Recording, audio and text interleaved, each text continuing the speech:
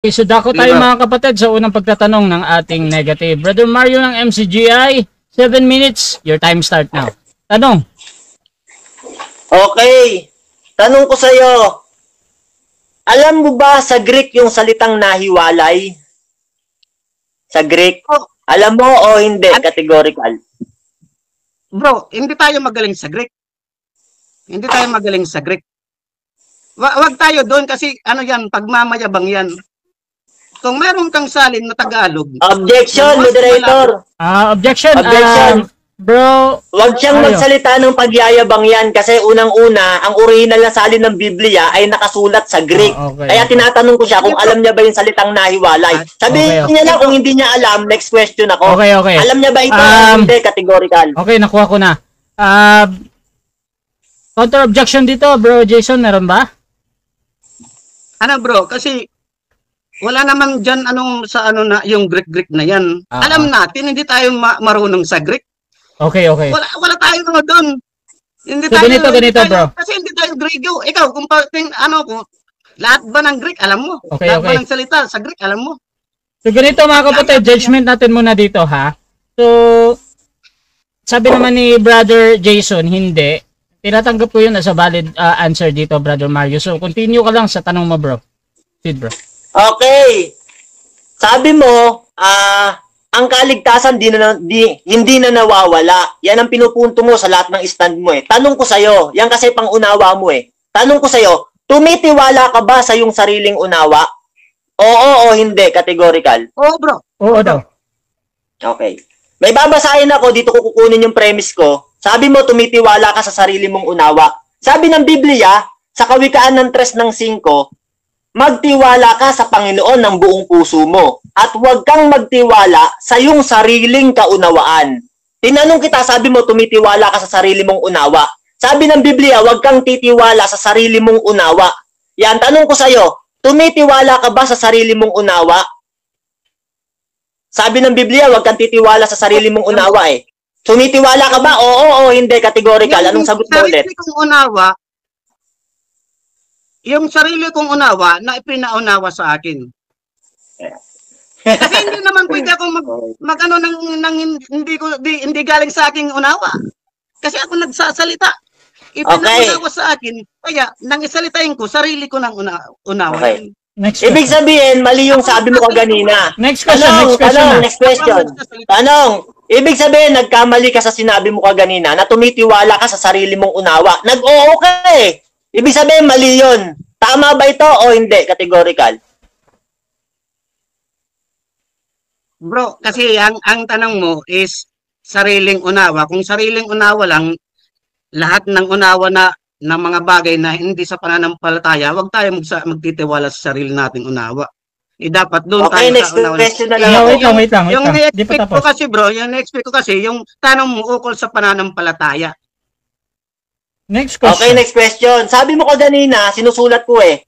Nung maligtas, ligtas na. Sabi mo, magpakailanman yan eh. Ligtas ka na doon. Di na maaagaw ng diablo. Hindi na maaagaw ng diablo. Yan ang sabi mo eh. Ligtas na nung maligtas. Tanong ko sa'yo, halimbawa, ligtas ka na. Sabi mo, hindi na maaagaw ng diablo. Eh kung hindi ka mananatili kay Kristo, ligtas ka pa rin ba? Oo o hindi na? Bro, o hindi? Categorical. Oo o hindi. Ligtas pa rin ba? Oo o hindi. Ligtas pa din ba daw? Kung? Okay. Kung hindi. Ibig sabihin, paulit ng tanong. Sige. Ayan. Sabi mo, tanong ko sa'yo, sabi mo hindi na maaagaw. Tanong ko sa'yo, kung hindi ka ba mananatili kay Kristo, ligtas ka pa rin? Oo o hindi? Kung hindi mananatili. Ligtas hindi, pa din ba? Pero pwede magpaliwanag, bro. Proceed, bro. Pwede magpaliwanag. Yes, bro. Objection, moderator. Bro, ganito. Wait lang, ha? So, ang sagot nito ni Brother Jason ay hindi, tama? Hindi, una oo eh. Tas ngayon, hindi. Ano po ba talaga? Hindi po, bro. Hindi. Kasi yung... Proceed sa paliwanag. Wala ko sinabing oo. Ang tanong mo kasi, na sinabi ko naligtas na forever, pero kung yung sinusubaybayan ng bukong salaysay hanggang sa katapusan, sabi ko pag tumalikod sa pananampalataya hindi ka talaga maliligtas kasi tumalikod. Oh, ibig sabihin- Wait lang, bro. Sige, tuloy pa. So, Jason. Oh, pag tumalikod tayo sa pananampalataya, wala na tayo. Pero yung tunay na lingkod, hindi yan Next tatalikod question. sa pananampalataya. Okay. Kasi yung tunay na, Tanong.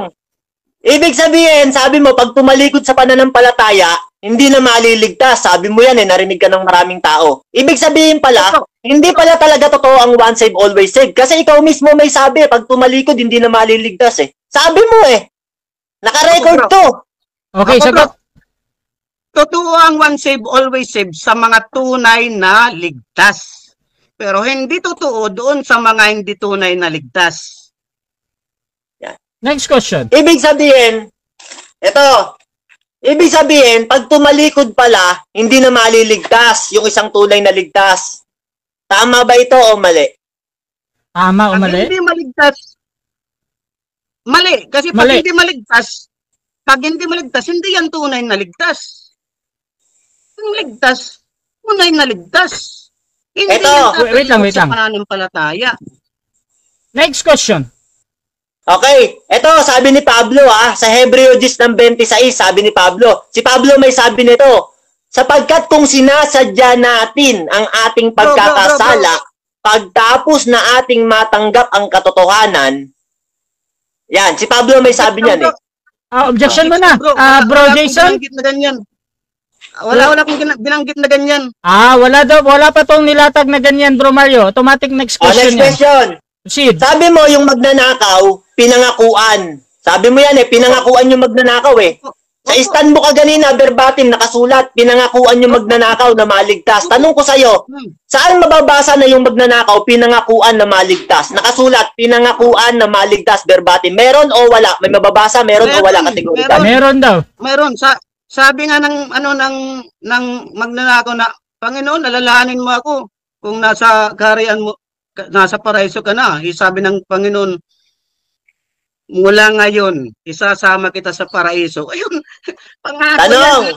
yung sinabi ba ng Panginoon na yun? Time. 7 minutes time. Okay. So mga kapatid, dyan nagtatapos ang unang pagtatanong ng ating negative sa affirmative. So mga kapatid, tuloy-tuloy tayo dito at dako tayo